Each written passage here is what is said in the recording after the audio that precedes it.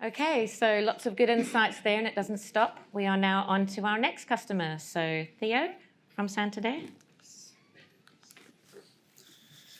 And you press down to go. All right. To the next one. Yeah. This works, right? Or yeah. Yes. Okay. Good. Yes. Hello. My name is Theo. Work with Santander in the Nordics. And I just got to say, first of all, Bjartmar, it will be hard to match the probably the excitement and what you kind of delivered. So just going to ease down the expectations real quick.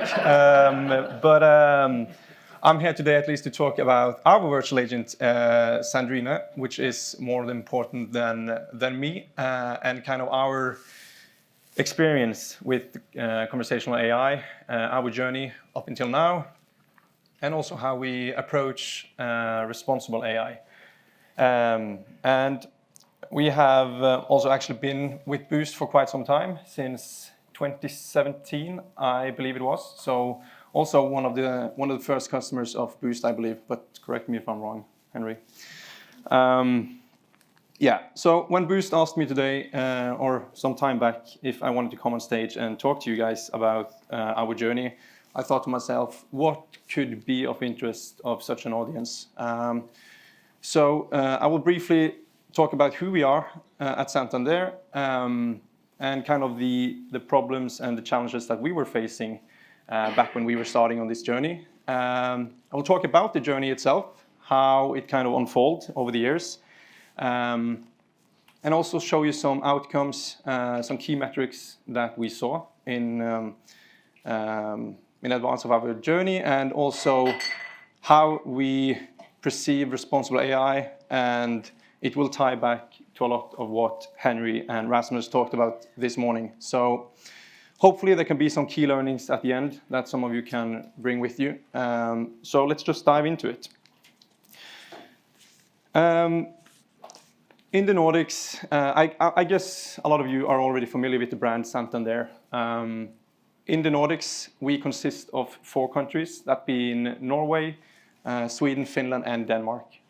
And we are owned by Santander Consumer Finance, which again is owned by Banco Santander, which is this global financial institutions, one of the largest in the world actually. But in the Nordics, which I represent, we have about 1.6 million customers.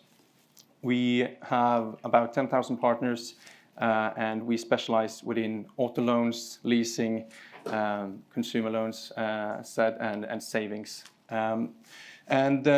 We do both B2C and B2B, and I think that should be it for kind of a background. The most important part, as I said, is why AI? Why did we kind of look to conversational AI? And I think sometimes it's true that a picture says more than 1,000 words. So this is a picture of our one of our screens in customer service a while back. I took this image in 2018, so it is a while ago. So this was kind of flashing in our agent's face day in, day out, and it's not a pleasant experience. I can say that out of own experience, because I was just picking up those phones. And one thing is from an agent perspective, but more importantly from our customer's perspective, this was not a pleasant journey, to say the least. And I don't know if I should say this, but this was actually not our worst day. So you could probably multiply those numbers quite a bit. But that's a long time ago, luckily. And why Boost AI? I was not on board in this project back then. I've been working with Boost and this solution for 4 years now. But I know that already back then, Boost was already known for their kind of expertise within financial industries when it came to conversational AI, and their platform for great scalability already then. So I think it was a natural choice for us. And I think it also helps that our Stavanger office, where I'm located, is just a 10-minute drive from the Boost HQ office. So that probably helps. But we can go a bit into the journey, as said. So it started in 2017. Then we launched in Norway. And I think it's also great for some background for you guys to understand that at this time, we were organized in 4 different countries. So we were not operating as one bank in the Nordics at this time.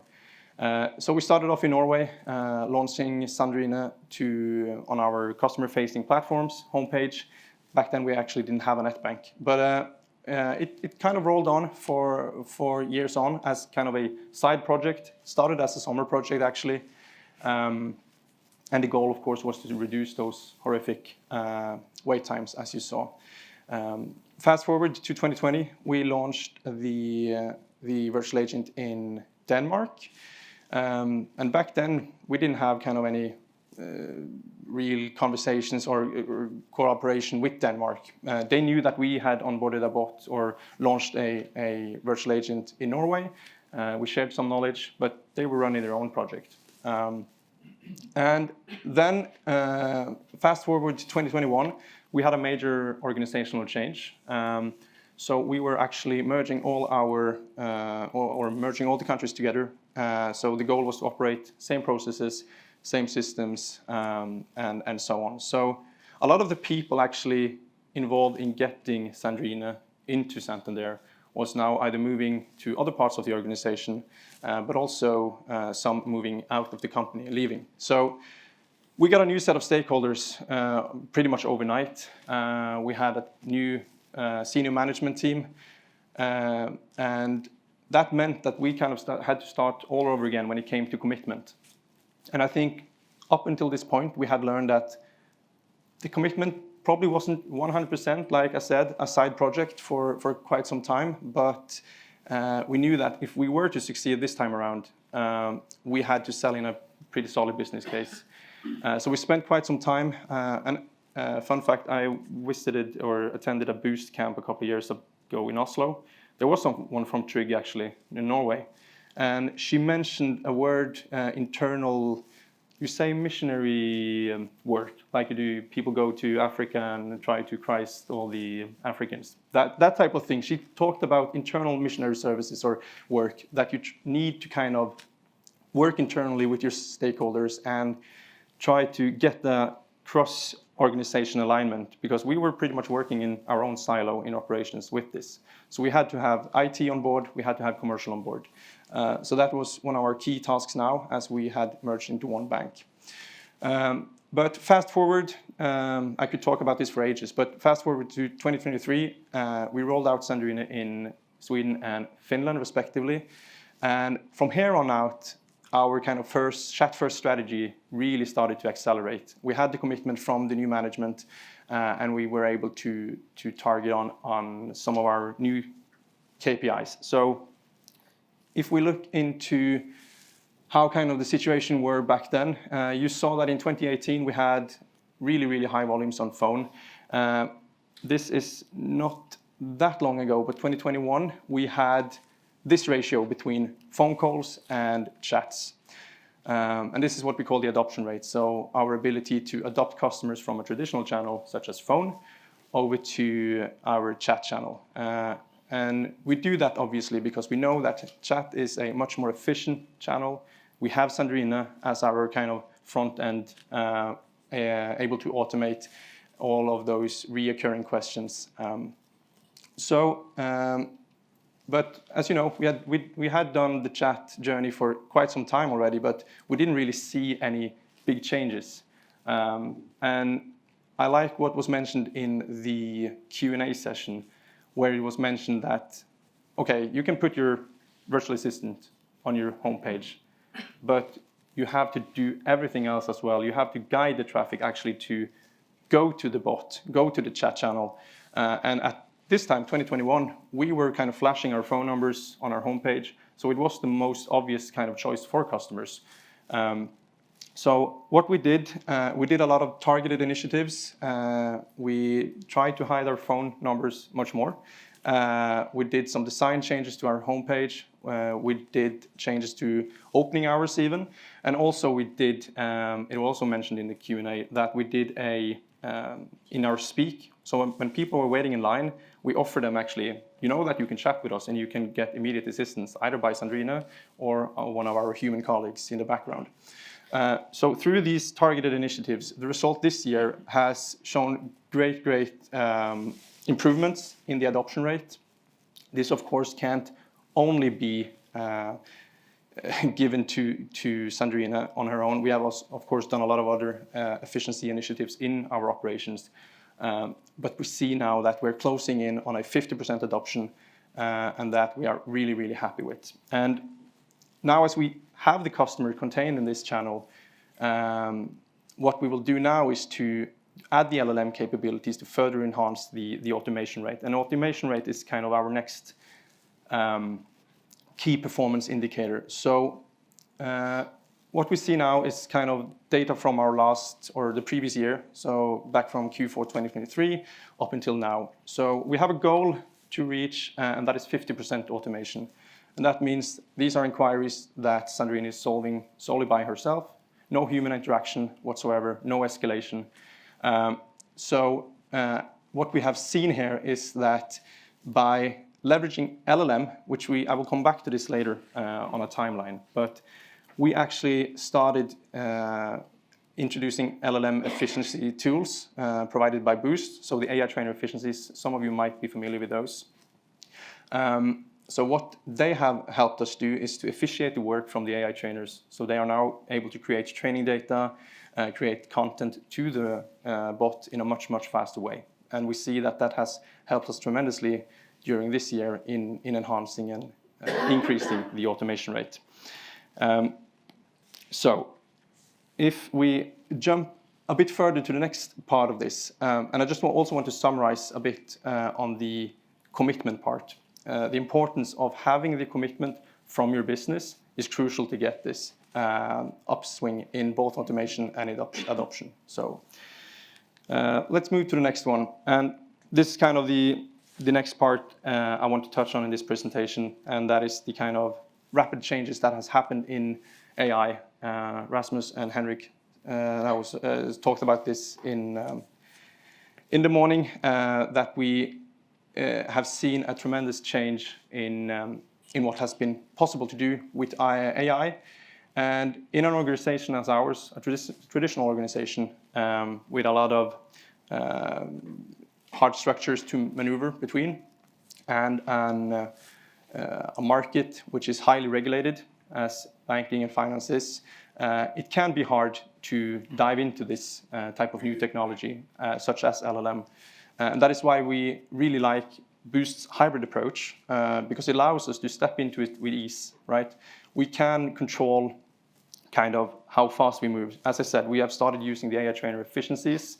That's a fairly safe way of moving into LLMs, because it's not facing our customers. It's just a tool for our AI trainers to officiate and bring a better output of their work. But first, before I go into kind of how Boost enables us, I will talk a bit about how or some of the challenges that we see that arises with LLM and generative AI. And some of them being the obvious one, data privacy and cybersecurity. We have pretty strict regulations internally, but of course in the industry as a whole. Up until this point, with the kind of the fine-tuned model that Boost provides, when you have the NLU, you are in full control of your VA's output, but you also need to consider your customer's input to the bot. So having the ability to mask and to encrypt all the conversations has made that part fairly easy for us to comply with the regulations and our internal policies. But now, as generative AI and LLMs has emerged, it has been a new set of challenges that we need to consider. One is that we're talking about third-party vendors like OpenAI. How is the data being processed towards them? Also the hosting. Is this being hosted in outside of EU?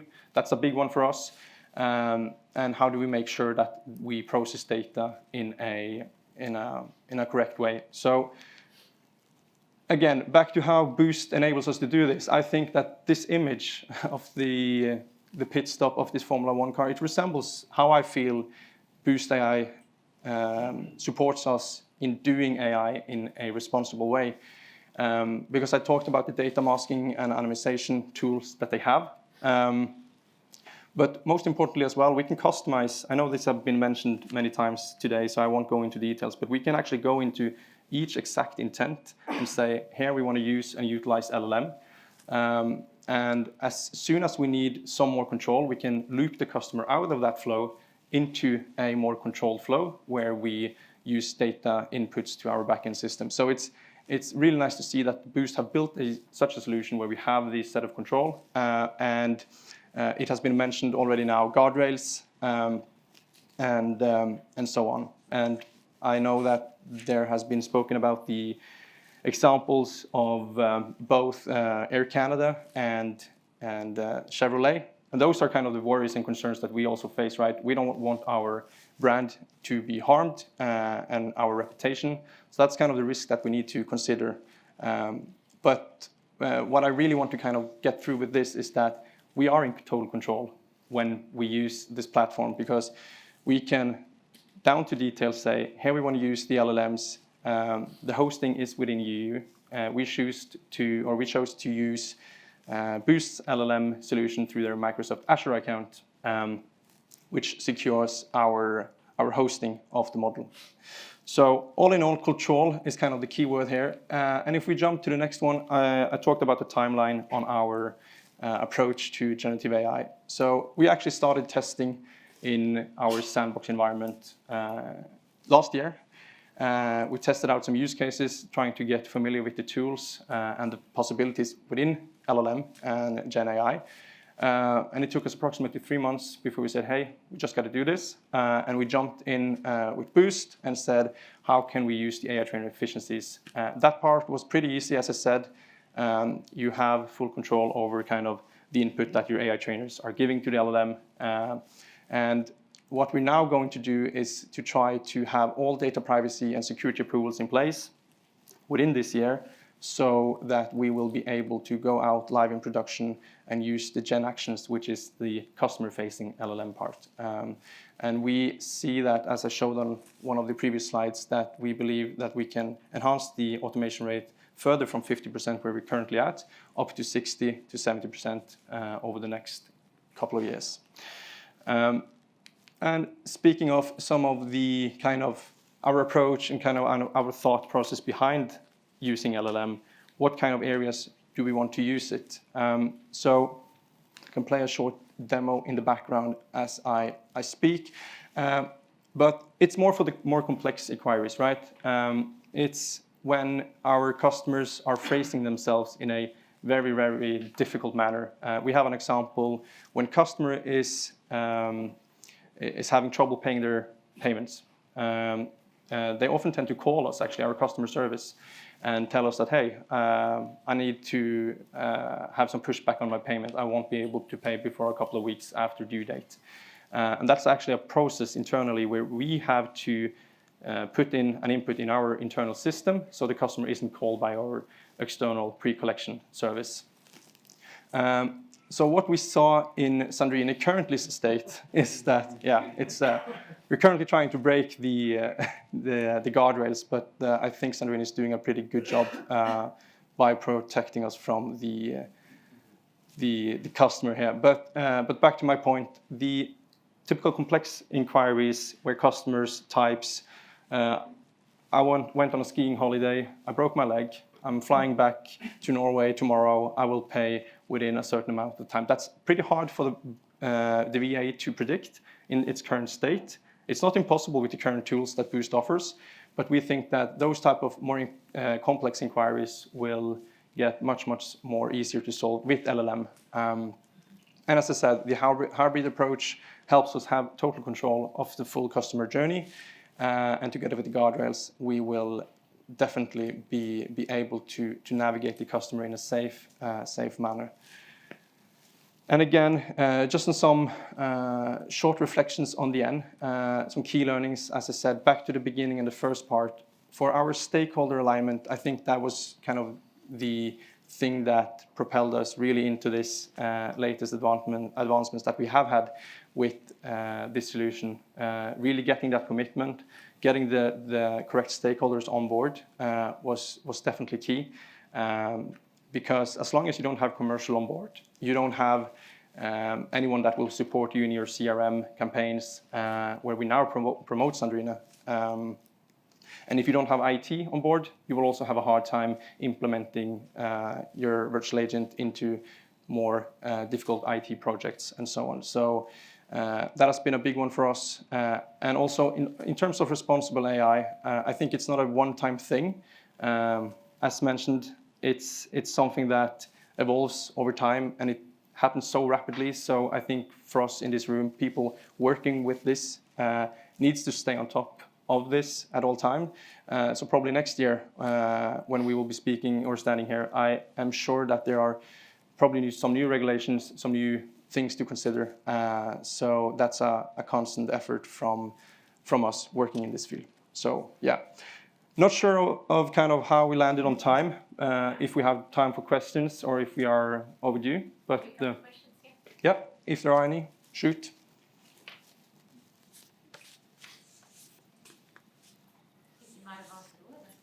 Hopefully. Yeah. How have you managed your stakeholders through that conversation from using the LLMs to help build content to actually letting it live with customers? Yeah, so we haven't gone live with the customers yet, right? That's on the roadmap for next year. But in order to have it like we have now as the AI trainer efficiencies, we actually showcased it to them. We built demos for them to actually showcase how this will officiate the work of the AI trainers, and kind of show them all the mitigations options that you have in the Boost platform. In terms of data, we can show them that, okay, if the user actually puts in any customer data in the LLM, it will be masked. It won't be processed by the third-party vendor. So we did that actually by showcasing demos, and I think we have had tons of internal presentations on this matter over the past couple of 6 months. So yeah. Yes? What's your test and release process? I saw your chart tapering up to 50% and you're incrementally gaining 3-4% each time. What does that look like? Yeah, now you're in the automation, right? Yeah. Yeah. So that has been pretty much a fairly generic increase or organic growth in terms of automation. It has been just consistently improving the model quality, so improving and enhancing Sandrine's ability to actually understand the customer's inquiries. Because as of now, we are kind of only doing, I think your Boost call it URL automation, right? So we're not actually connected to any of the backend systems. This is kind of also on our roadmap now to actually connect to backend system using APIs and so on. So it has been to further enhance it, the model quality, but it's also important to manifest that when we're doing URL automation, that meaning we are referring the customer to the netbank, right?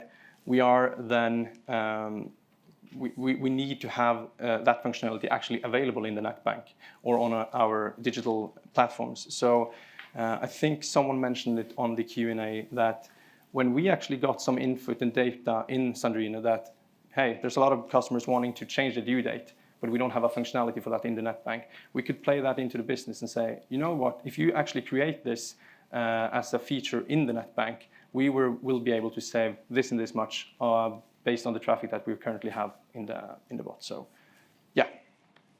Great. Thank you very much. Thank you.